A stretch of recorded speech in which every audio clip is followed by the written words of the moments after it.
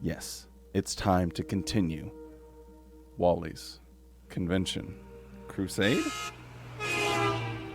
Never headbutted it before. That might be kind of interesting. Anyway, YouTube stuff. Don't forget to drop a like on this video. It helps it get out to more people on YouTube, helps the channel grow, and yeah, helps me out a lot. So thank you so much. And subscribe to the channel if you are enjoying the content. I'm sure that the Saturday afternoon and the Sunday programs are going to be very exciting because, as we know, that's when we get their big dramas that they have. So those are always a lot of fun to take a look at. Anyway, with all of that being said, let's do this thing with some finger guns, because we haven't done that in a while.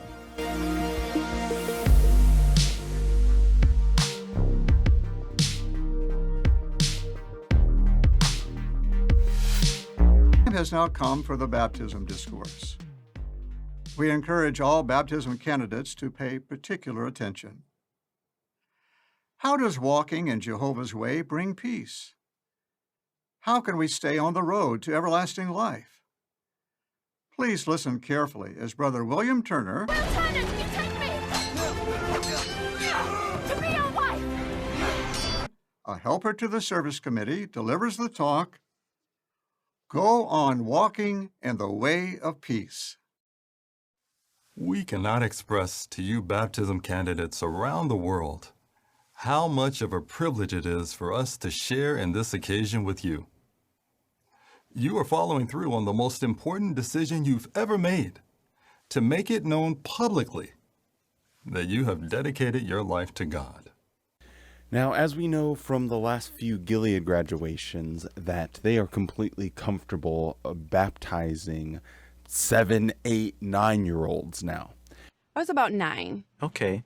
And so when did you start regular pioneering then? So actually, the next year, my sister and I both got to join her pioneering.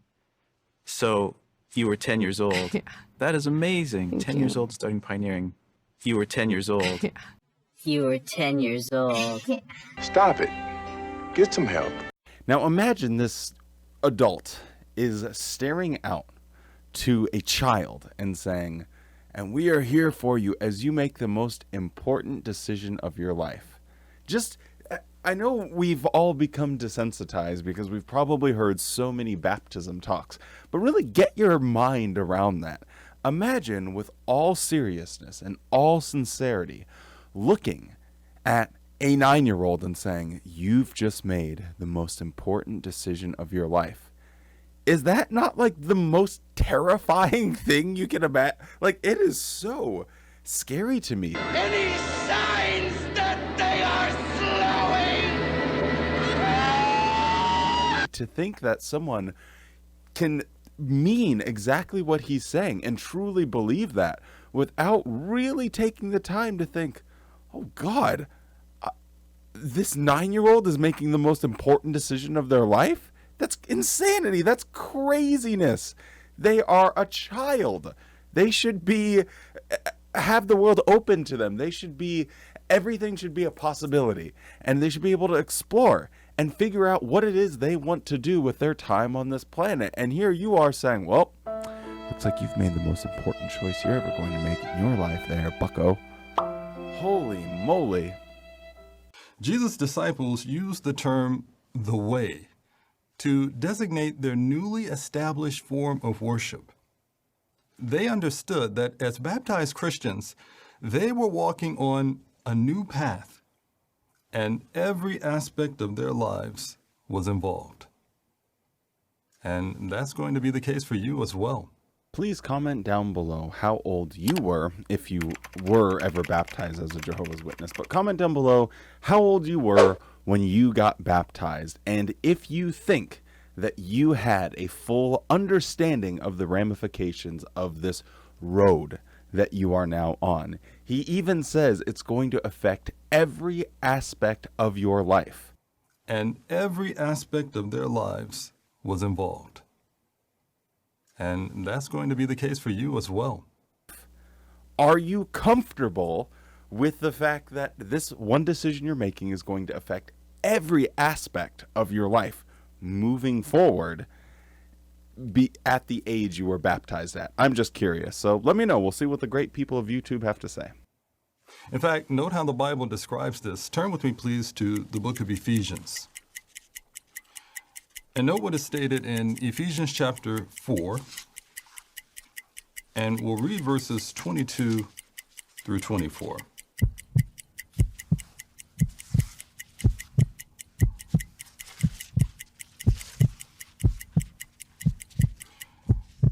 There it says, That had to have been the longest page turning to find his scripture I have ever seen on any of their videos. That has to set a record. I mean, he's just over there going psycho mode.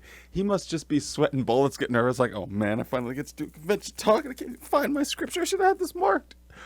like all of God's people, you've done, as verse 22 states, to put away the old personality.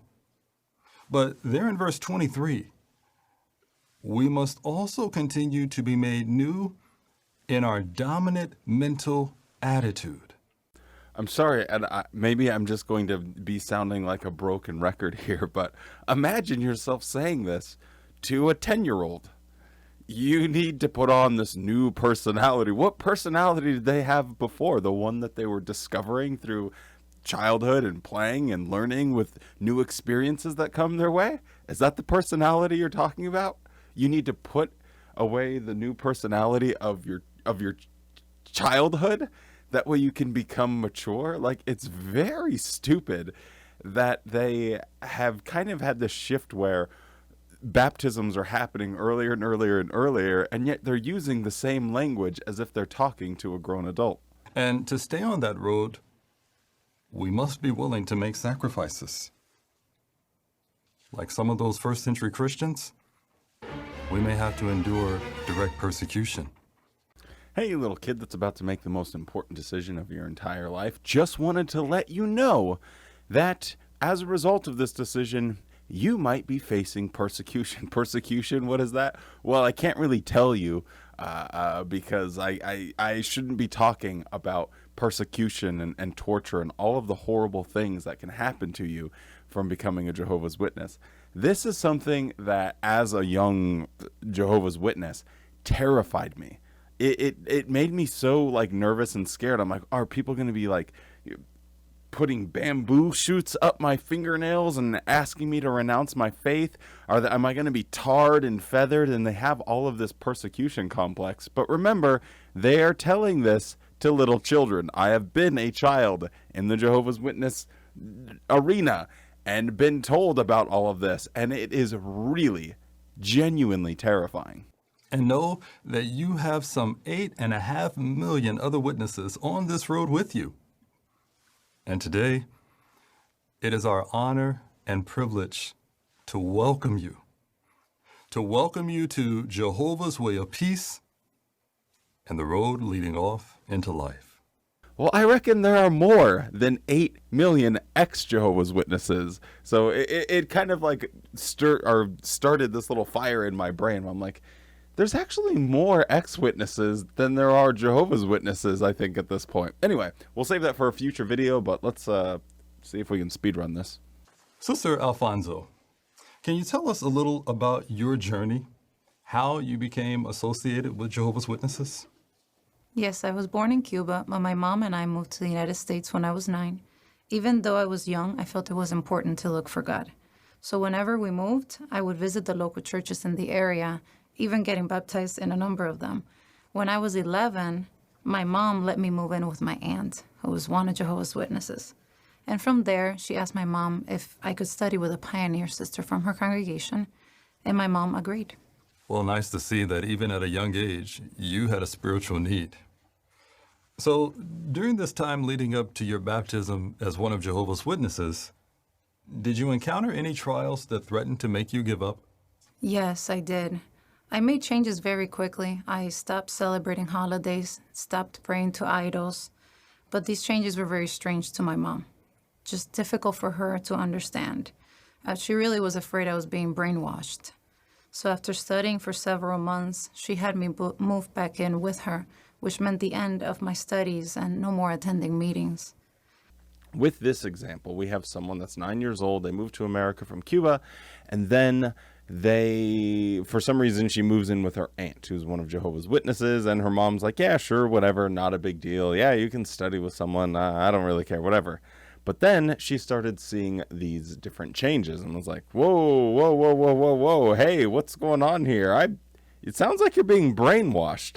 So we have a parent that, for whatever reason, which isn't explained to us, has their daughter move in with her sister, who was a Jehovah's Witness. And as a result of that, the mom was like, oh my God, my kid is getting brainwashed. You need to move back in with me. And this whole thing is being portrayed as a situation of, well, the mom was the one that was like really persecuting her and keeping her away from Jehovah, and she's starting to make these changes. But remember, she was 9 years old, so she was very impressionable, and who she was living with at the time, no doubt it was going to have an effect on things of her behavior. So let's see where the story continues. It wasn't long before my association was affecting my speech and my behavior. I found myself easily influenced to even celebrate my birthday again. I could feel I was moving further away from Jehovah instead of closer to him. I'm sorry to hear that, Sister Alfonso. So what helped you not to give up and to go on walking in the way of peace? What helped me was the scripture in Matthew 10:37, where Jesus said, whoever has greater affection for father or mother than for me is not worthy of me.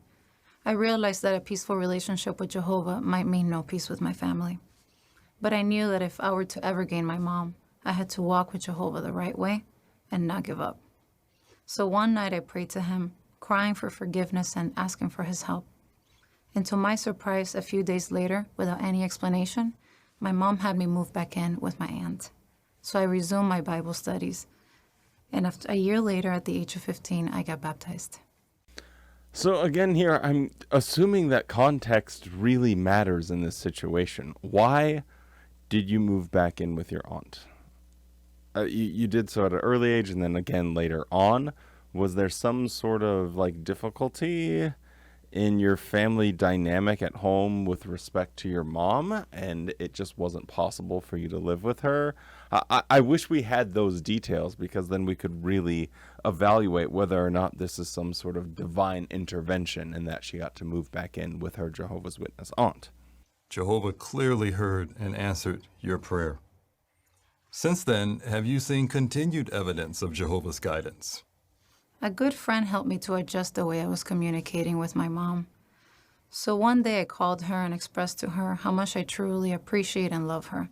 I didn't want us to be distant anymore. I explained to her that my love for her had never changed, but my love for Jehovah had come first. So that conversation was a turning point for us. Now we have had many positive discussions, and she's much more understanding of my decision. Seeing Jehovah's guidance in my life makes me determined to continue walking in his way of peace. Thank you so much, Sister Alfonso. We appreciate your faithful example and comments. Now imagine if this story was being told in reverse, and she was someone that wanted to leave the Jehovah's Witnesses, and her mom was someone that was a Jehovah's Witness.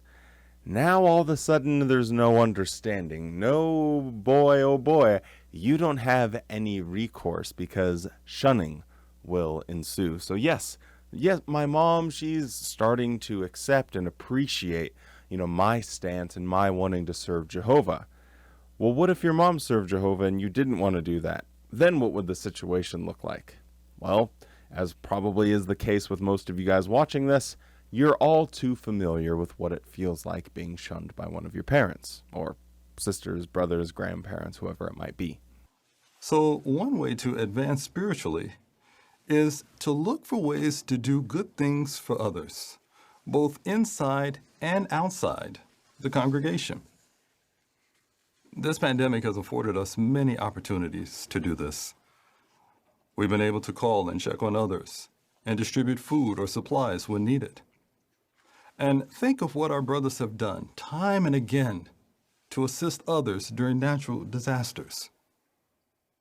So take a minute and think about your local area. How can you work what is good toward all? Are there ones that need assistance getting food or running errands?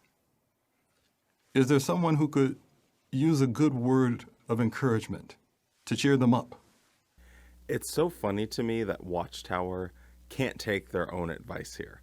They are not the ones that should be claiming, oh, look at all of the great things that happen and all of the relief work that happens. All of it comes from ordinary Jehovah's Witnesses. At the most you could say was that Watchtower helped to coordinate it. But even coordinating it was done off of the back of some volunteer unpaid worker that works for Watchtower for free. And so whenever they're like, okay, what can you do in your local area? These baptismal candidates should stand up and say, okay, well, what about you, giant Watchtower billion-dollar organization? What have you done in your local area? And guess what? Because they say it's a global preaching work and they have, witnesses in every land and nation, your entire local area is the planet. So what have you actually done? And then when he talks about distributing goods and food and making sure people have enough supplies in situations like that, it doesn't really work, because as I've learned from making videos is that people in the organization have contacted me saying, yeah, Watchtower didn't pay for these. They're just taking government supplies and then distributing them to people. So it's nothing of their own volition. It's nothing that hurts their wallets at all. So can we really call it any sort of help or giving back to the community? Can we really call it any charity work? Or is it just telling good human beings that are willing to make personal sacrifices for their other fellow human beings, and then using that as a way to basically say, look how great the organization is. Stop taking credit for what other people do, Watchtower. It really pisses me off. Anyways, Easy's here, so I'm relaxed. Does it piss you off too, buddy? I know. But at least I can scratch your ears. Yeah, and your little face.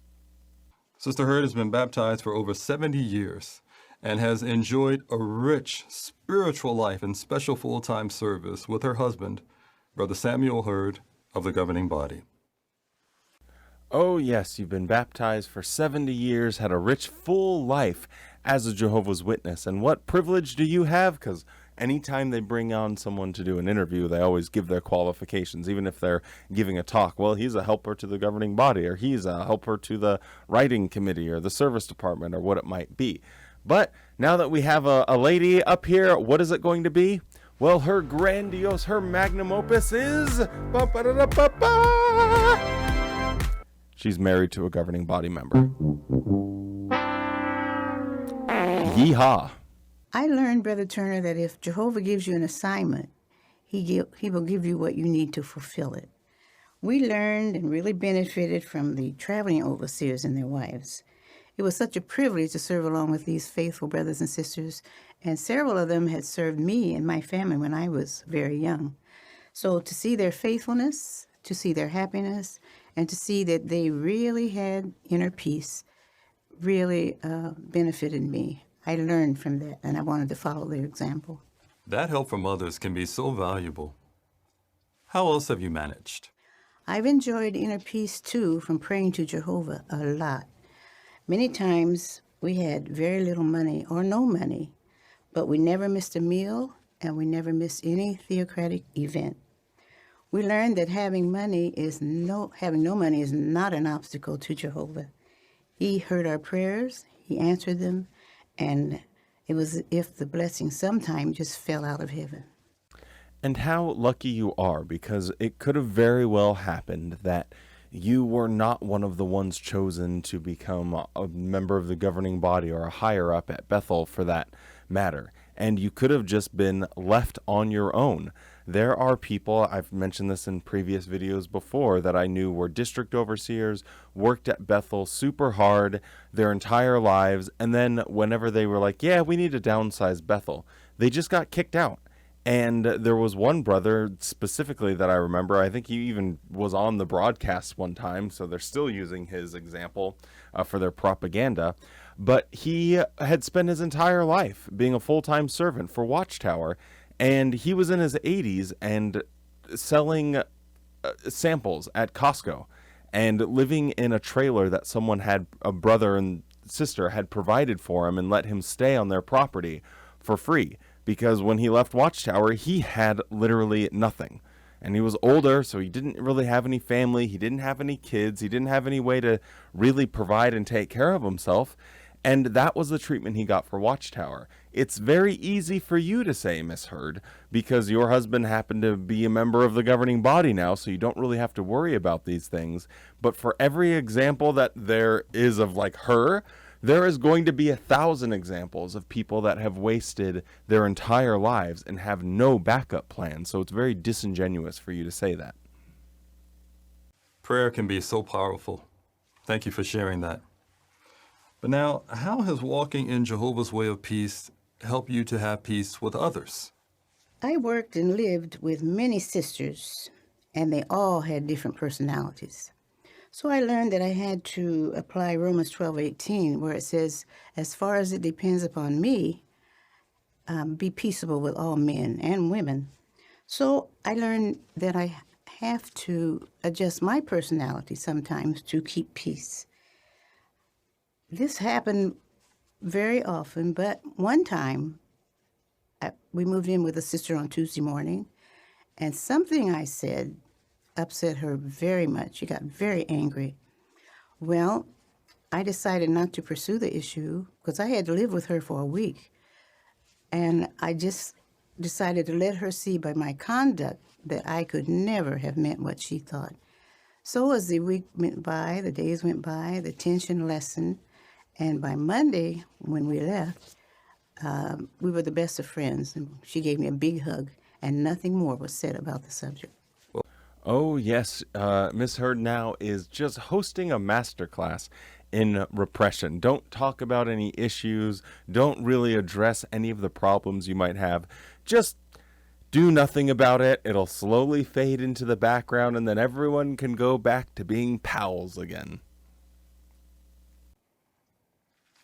Note another area for readjustment Paul mentions in verse 11. There he says, continue to think in agreement. There were members of the congregation back in the first century that were promoting apostate ideas.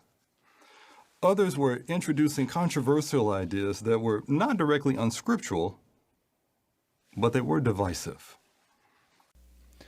And how did they deal with such times whenever there was divisions amongst the congregation? They talked about it publicly. They made everyone aware of the situation. They explained the different sides of the argument, and sometimes they didn't agree, but they realized that really the important thing was their faith. Sounds exactly like what happens when an apostate idea crops up in the modern-day Christian congregation, doesn't it? What are you talking about, you bozo? Like, when an apostate, they're like, don't even listen to it, don't think about it, don't look at it. And that's how the apostles would have thought about this as well, which is simply not true. I don't really know what he's saying here, but my God, is it just wrong in so many different ways. This resulted in bickering and arguments over words, really creating a spiritually unhealthy atmosphere. Well, what's going to help us to continue to think in agreement? Remember Paul's words at 2 Timothy 2:23, to reject foolish and ignorant debates, knowing that they produce fights. Now, of course, we react strongly when facing issues that clearly violate Jehovah's moral laws. But if no scriptural principle is being violated, we're wise to abstain from promoting our personal opinions. Take your own freaking advice. When no clear biblical thing is stated, you know what? Abstain from, just making an opinion.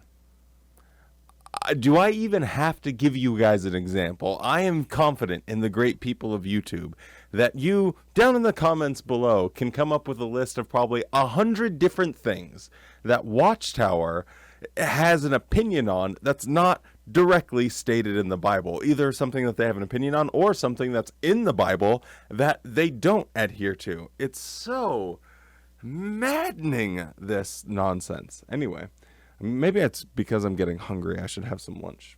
Well, I'll speed through the rest of this and then I'll get my lunch. She said, "I know this is all new, baby. Be patient." Mom was kind in what she said and how she said it. Baby, baby, baby,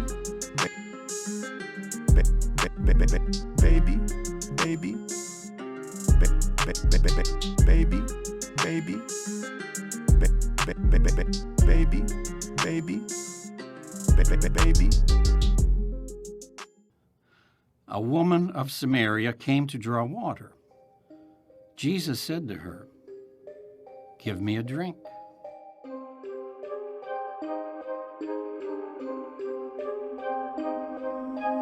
Give me a drink. Give me a drink. Give me a drink. Give me a drink. Give me a drink. Give me a drink.